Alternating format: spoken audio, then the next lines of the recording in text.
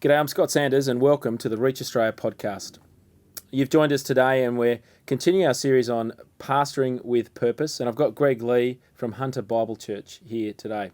Welcome again, Greg. It's great to be here. Now, we're pushing into the serve area. In some sense, everyone should be serving, Come on, this is like we're Christians, we've got to lay down our life. This is surely an uncontroversial area. And an almost completely undeveloped one, because in most churches, all of the serving is done either by the pastor or by a very small group of people, and loads of people just come and consume. So you've pressed play on another episode of the Reach Australia podcast, and we're going to be looking at the serve purpose area today. So as we think about some of those challenges and some of those big picture ideas, what is the outcome that we're looking for? What does it look like for the whole church? This is one where I think we want everyone to want to serve, and everyone who's able to be serving in some way. So we're aiming for 100% on this one. Aiming for 100%. See that, and I've never seen that in church. No, and you'll never reach 100% in terms of people able to serve, because there'll always be some people who, because of circumstances in life, can't. But we are aiming for 100% of people wishing they could, and finding some expression of it. So I found the helpful phrase "glad sacrificial service." Sort of to see that and see that expressed in church life. Yeah, that's all three of those words are really helpful, aren't they? It's not miserable, it's not self-oriented. It's actually serving a need for the church. Yeah. And we want to raise the temperature, as you say. Your goal is to see 100%, knowing that there'll be times and there'll be reasons, but actually it's raising the temperature to say this is what ought to happen around here. Now, I think it's helpful just to sort of press into, I guess, that distinction between, labour in the Lord, or work for the Lord. There's been there has been a little bit of controversy about work and, what does this look like? Are we talking distinctly here, in church life, about the sort of formal ministries, the work in the Lord, 1 Corinthians 15, the 1 Corinthians 9, work of the Lord? We're talking about growing the gospel, and growing the kingdom, which involves more than just opening a Bible and teaching it. It'll involve loads of things in church that are part of it. So on a Sunday, the person who's welcoming at the gate is part of the gospel endeavour, aren't they? They mightn't be opening the Bible with someone, but they're actually helping the Bible to be opened by welcoming the person so that they feel at home. And at that level, seeing ministry as a body activity, I think, is a really helpful thing, rather than just when the word is opened. It's when the word is opened and everything that helps the word to be opened. That's helpful. That's a really helpful distinction there. What about sort of the formal ministries and the informal ministries in church life? Yeah, some of the language we use there are, you can serve a whole bunch of people in one way, say by playing guitar in a band, by being a youth leader, or you can serve a small group of people in a whole stack of ways, by being a really loving growth group member. We encourage people to do both. We want people to do both because they have the opportunity in a small group, but there's also something really powerful when I serve people who will never necessarily serve me back. So when I usher and a whole bunch of people come in, they're not necessarily going to serve me back in the way a growth group member will. I help them move one week, they'll help me move the next. And so in some senses that's sort of, pushing the needle against that consumerist culture. Yeah. But also creating a culture in church where it's not the 10 or 20% of people doing, 90 or 80% of the work. You actually want to cultivate, and have a culture where it's, it's across the whole of church life. So again, that I think that's been really helpful in sort of pushing to what does it look like for the whole church? What does it look like for the individual Christian? Now, we talked with Scott Curtis, who is the ministry pastor at Hunter Bible Church, and he told us the biblical basis for this area. Let's have a listen. Now, there is a biblical basis for the serving area, and there's a lot that the Bible has to say about how we're to serve as Christians. But I'll break down, I reckon, it into 6 key ideas of the biblical basis for the serving area. The first one is that we have a God who is a God that serves. So Mark 10:45, Jesus came not to be served, but to serve us and be a ransom for many. So we've got a God who serves. The second thing is that God has created us to serve. So as we go back to Genesis 1 and our doctrine of creation and humanity, God creates us and he gives us a role, he gives us a purpose, he gives us authority under him to live for him. And so we're created to serve him. And then obviously we have sin and the fall, but then in redemption and in salvation, which is the third idea, God has actually recreated us to serve him. So Ephesians 2:10, he's made us alive, we're new creations, we're saved by grace alone. And yet in verse 10, he has prepared in advance good works for us to do. And so in response to his grace and his mercy, he recreates us to then serve him, which brings us to the fourth idea. We actually serve to worship God. And so the serving, put this way, you see the ecosystem at play, like serving. As we serve God, we actually have that Godward attentiveness.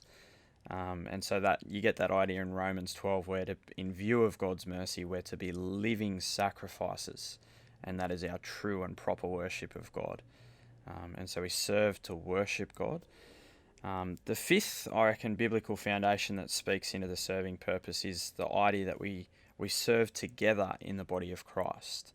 We live in an individualistic world where we often think about, our people often think about Christianity just in terms of their relationship with God, but passages like 1 Corinthians 12 and Romans 12 show us how God has gifted us to serve together in the body in unity and diversity. And the purpose of that, the purpose in 1 Corinthians 12 is that we'll do that for the common good, which I think is helping others worship God and call more and more people to come to know God and worship him alongside us. And then the sixth aspect or biblical foundation, I think, underlining the serving purpose is then thinking about all of the passages that speak about leadership and equipping and training. So Ephesians 4, and there's a number of passages on leadership in terms of 1 Peter 5 and Hebrews 13. But the purpose of raising up leaders, I think, is centered in not just thinking about trying to develop this culture in our church now, but thinking about the next generation and how the gospel isn't just going to continue for our church, but we're going to continue to be a part of God growing his kingdom, and so raising up leaders who are going to be workers in the harvest. And so passages like 2 Timothy 2, verse 2, where Paul's encouraging Timothy to entrust the gospel on for generations to come. So there's six kind of key ideas, I think, that form the biblical foundation for the serving purpose. So at the start of this, you talked about how the serve area is often undeveloped or underdeveloped in church life. Why is that? Often because it's easier to do less myself than more through other people. So it's really hard to recruit, it's really hard to train, it's hard to deal with that initial drop in quality. It's much easier to just do the things that me and a small group of really committed volunteers can do. It limits the church, it limits the growth of the gospel, but it's just a lot easier than all that recruiting and training. So thinking about the ecosystem, how does the serve purpose area affect the other purpose areas? At one level, it feeds them all. So as people join our church and do the Connect series, the very next thing that happens is they sit down with someone on the serve team who'll interview them about their past experiences, and they'll talk to them about our church needs, and they'll effectively match them up, which means that all of our church, all of our ministry teams are actually relying on the serve team to feed them. Yeah. So that's helpful. They're relying on the serve team to feed them. So it is a critical role, but it's underdeveloped. And so often, the excuse or the reality is we just don't have enough people serving. Yes, or, you can often see it when someone says, we're praying that the Lord will raise up a youth leader. And what they're really meaning is we want someone fully formed to drop into our lap that we haven't spent the last 3-5 years developing. And so alongside the intentionality of recruiting and training people is the fact that you've got to start years beforehand The growth group leader doesn't usually pop up in church. They're someone who's had the Bible read with them, who's been well trained over time, and so there's a longevity to this. Now, why would you have it as a purpose area? Surely every leader ought to be developing others, and that should just be a culture that habitually runs through the church, so that people are bubbling up, as you say, in church life. Why staff for it, or why have a volunteer leader over this purpose area? For the same reason you have leaders in all of the areas. So mission should be habitual as well. It should just be bubbling out of people. But things don't become cultural unless they're championed and unless there's a structure for it. You've got to have the person who makes noise about it, and you've got to have a pathway that people can access it and be trained in it. And so that's why you have a serving pastor. So if we think about each of these purposes, and particularly about the serve purpose area, where does this area sort of come most into conflict with the other purposes? It often comes into conflict. It gets squeezed into the conflict between other purposes. So, for instance, you'll have the Deep in the Word team who really wants to keep their growth group leaders. And in fact, what they're doing is recruiting leaders from everyone else. And so the Connect series will have raised up faithfully someone, and then they'll get nabbed by the Deep in the Word team, the growth group leader team. And so what the ministry team or the serve team gets often has to face is, how do we stop everyone from being at each other's throat? It means that all of the other teams are constantly saying to the serve team, can you get people into those first serving experiences? One of the absolute keys here is that you have a whole stack of people dipping their toes in the water of serving for the first time, whether it's ushering, whether it's making coffee at Life. They haven't yet been trained, they haven't yet taken on big responsibility, but that's the first step. And so a bit like a funnel, you've got to have a load of people at the front end in order to get people later on in 3 years' time at the back end. Now we're going to hear again from Scott, and we're going to push into where he's kind of changed his mind. So let's hear from Scott. When it comes to serving purpose, an area I reckon I've grown in or changed my thinking on is just the conviction of calling everyone into ministry at church.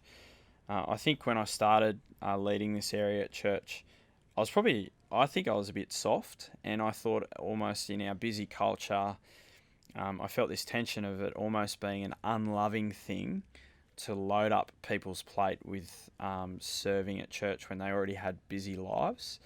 But I think as read God's word and being convicted of those kind of biblical foundations that we talked about, that we're saved to serve, we're called to take up our cross and follow Jesus, and the greatest thing people can do with their lives is serve their King. And so I've kind of flipped my thinking completely to really go, it's actually a really loving thing to give people the opportunity to call them into ministry with us at HBC. And then also to think about how we equip them in the rest of their lives to be making disciples. And that should actually be a priority in their week. And if they're busy, then finding the time out of other areas of their life, I think, is something that people need to do. And so that means that we've kind of filtered that culture down to our team and going, actually calling, we feel the tension, people are busy, but having the conversation, and if anything, letting people say no, but working on their conviction of why this is important, why this is valuable, and why we want to give people the opportunity to do the work of the Lord with us at HBC. I reckon that's been a key shift over time that I've changed in. Okay, what I found really helpful with what Scott had to say there was how he's had to grow in sort of pushing people into this area. You could really see, he was actually asking a lot of people, and he didn't want to do that. It's far easier for me to just do it myself. How do you push against that? How do you get that toughness, I guess? By the conviction that it's important. So I think for Scott, he could see that if our church was going to be able to keep reaching people, we needed to be organised.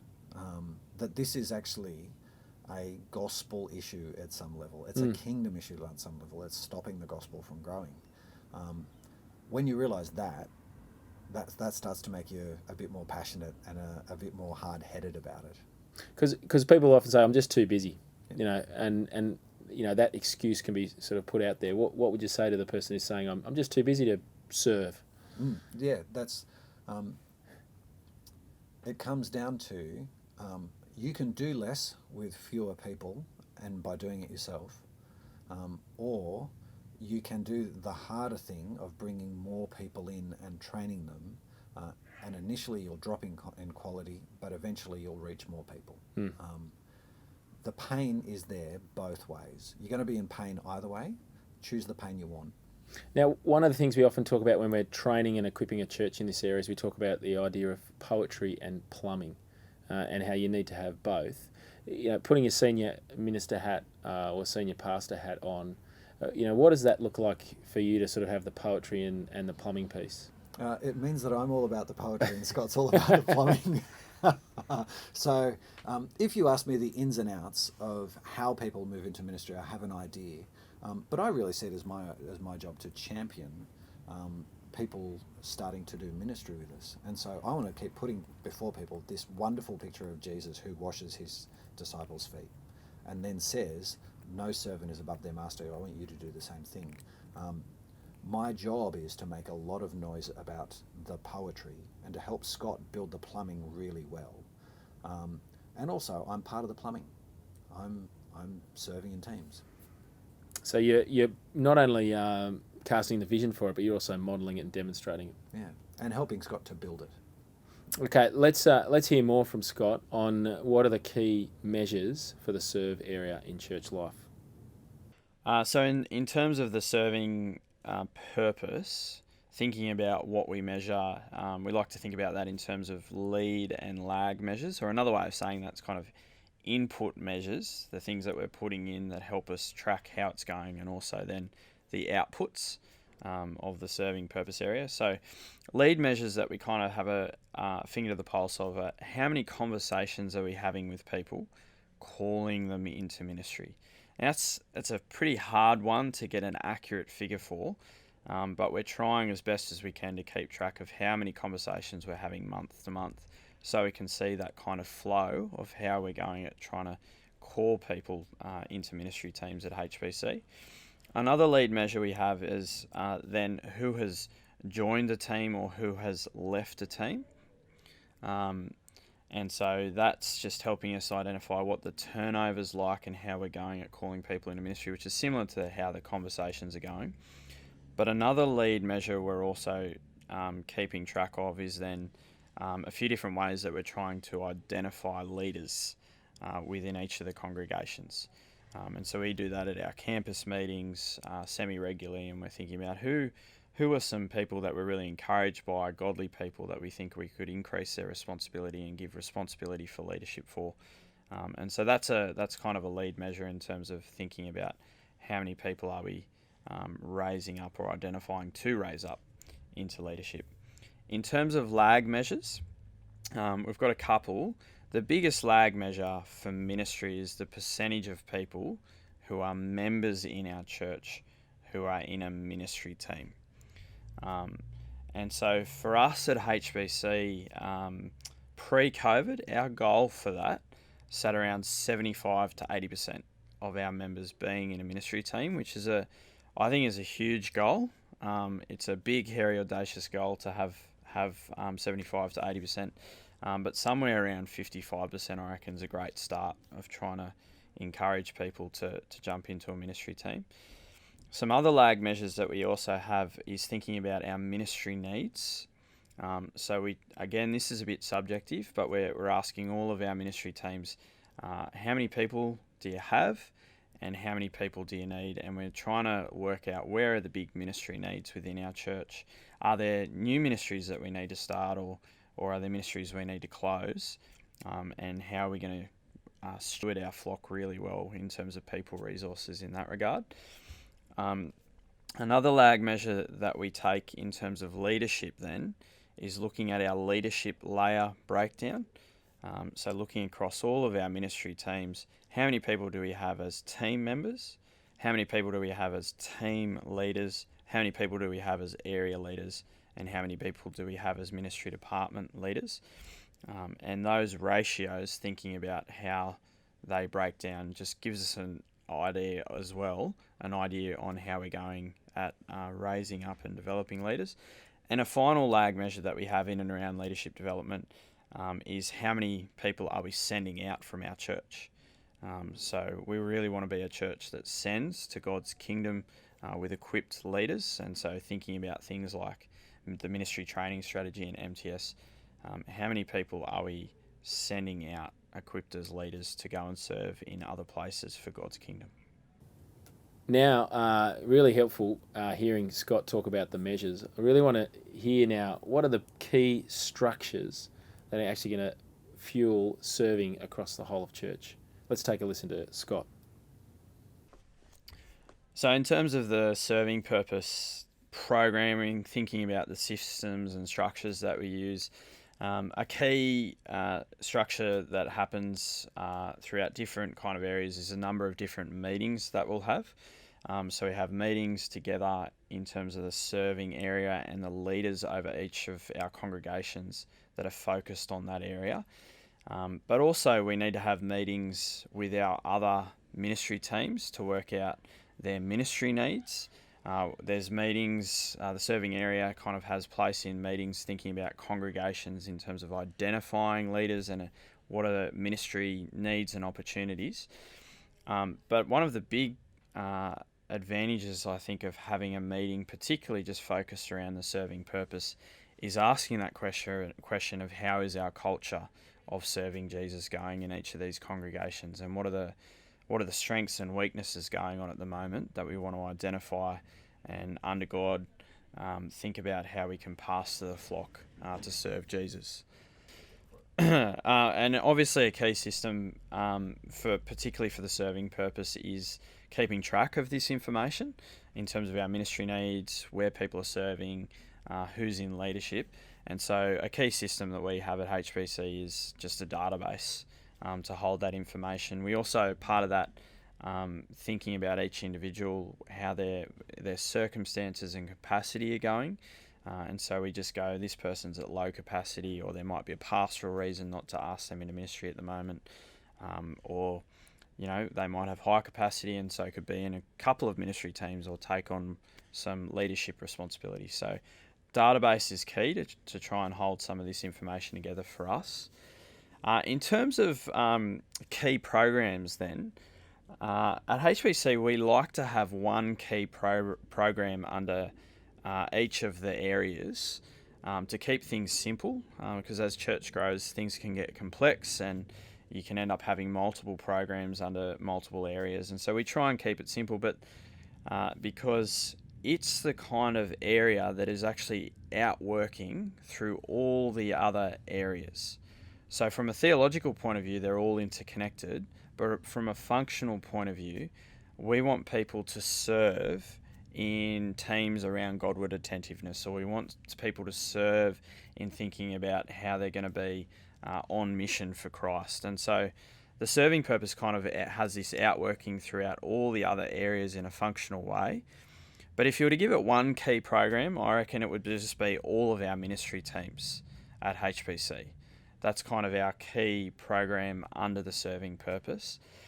And so we then have developed in each of our congregations small ministry mobilisation teams who their role is just they're having the conversation with people, encouraging them to think about how they might serve Jesus with their whole lives, but express that in a ministry team at HBC.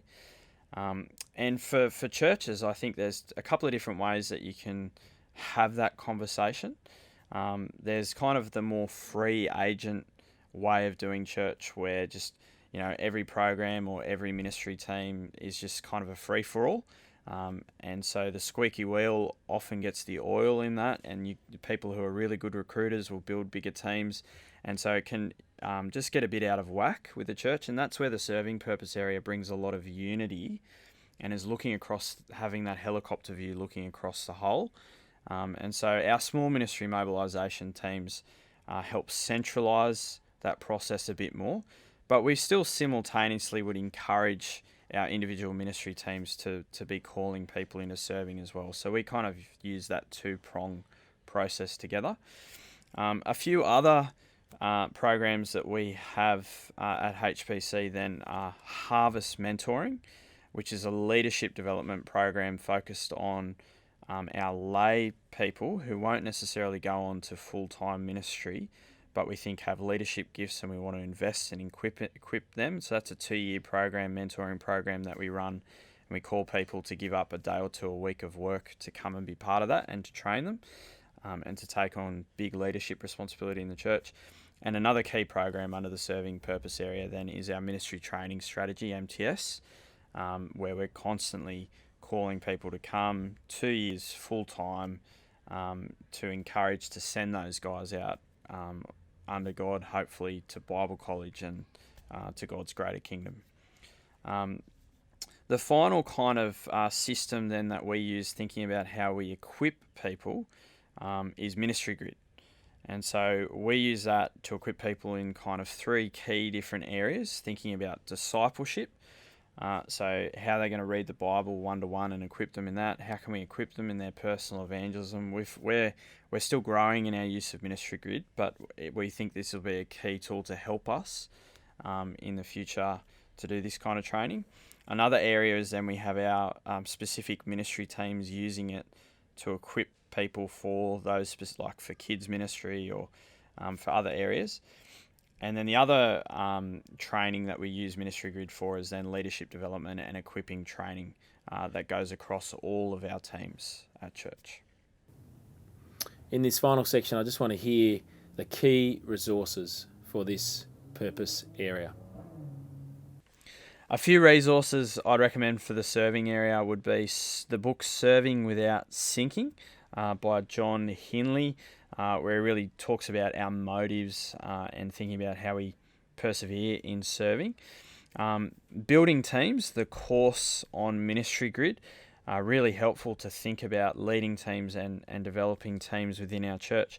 Wisdom and Leadership, a book by Craig Hamilton, short, snappy chapters that really help grow our skills in leadership. As we think about the whole of church and the way the serving area is thinking about the whole of church, I reckon Simple Church by Eric Geiger, and I can't remember the other guy's name, is really helpful to think about just how we put the whole of church together and the ministry needs and our ministry opportunities. And then finally, I think Ministry Grid for how we think about training in a new way, leveraging online training as well as our in-person training. I think Ministry Grid's a really helpful way forward about putting training in the hands of our people in a new way. So, Greg, how have you seen teams develop in church? Yeah, so when we started, we were pretty small, so everything was chaotic. Really, it was all hands to the pump. No one really had a job. Everyone just had to get in there and make it done. The next thing was we moved to rosters. You know, there were rosters for ushering and rosters for everything else, which was good because jobs got done, but people didn't necessarily get coached, trained, or loved. The next step for us was, you'd call them transactional teams. People were in a team with a team leader, but the focus was on just getting the job done and getting it done well. Then the gold zone, you know, the thing we're really wanting all of our teams to look like is what we call transformational teams. And that is, the people don't just get a job done, but their Christian lives are really impacted by being in that team. So it's amazing when the youth leaders say, I loved my growth group, but boy, being a youth leader this year, we were in the trenches together and we grew together and we really felt tight. That is for us the gold, and to have as much of that as possible in every team, even the ushering team. We want people to say, you know, standing on a gate with that person for this term, we had the best conversation. So I often talk to churches and talk about, you know, what are your key, I ask the question, what are your key discipleship structures, and just sort of wait to hear people, you know, mention, the Sunday gathering, our small groups, anything else? No, and, you know, or it could be inversely, just the small group structure. That's where people get discipled. But ministry teams are another key aspect of discipleship in our church life. Absolutely huge. You see it when people decide to go into full-time ministry and you say, what is it that led you to want to do this? And it's because they'll often say, it was being on the life team and seeing people come to faith that made me so passionate about the gospel. It taught me to love God. Or being in the youth team. Being in a ministry team really does move people forward, because it's not just about learning the Word of God, but proclaiming the Word of God together. Greg, another key aspect in this is that I found really helpful is that understanding of a leadership pipeline. So recognising there are various layers in church life, and that people need to move through them, and you as a leader need to move through them, and they require a change in what you value, in your application of your time, and also in the skills that you needed to have in ministry. You've pushed into it a little bit, with all the M areas where there's a sense that in order for all of them to grow and change, they've had to actually see successes working through others. So all of the guys have all talked about the grief that they've shared, and you've rightly again reminded us today that there will be a time where things aren't as good as what I can do around here, but actually they very quickly lift up because you actually get more done, and often I'll just say this really quiet, it often gets done better than what you could do it as well. We don't like to admit that, but often it does. And I think it's really helpful to have your humility in sort of saying, actually, all the guys are, functioning far better in a whole bunch of areas. But you have these key aspects and these key roles as the senior pastor to really drive the system, give energy to the system by being that, poetry vision piece. Yeah, so I see my job as helping them to nail it, but they've become the experts in it. But I can champion them. I add extra volume to what they're doing. I give them a voice, and I'll also help them to sharpen it. But yeah, having someone who's focusing on it there is brilliant. And they don't necessarily need to be paid. If I was planting a church now, I'd be doing it by myself, but I'd still have people championing all of these areas. They just do it in their spare time. And eventually I'd start to employ them. Okay, so Greg, what's the sort of final word you want to leave us with in thinking about the purpose area serve? Well, here's a different thought for where we've been so far. Often serving we talk about it for the benefit of the church.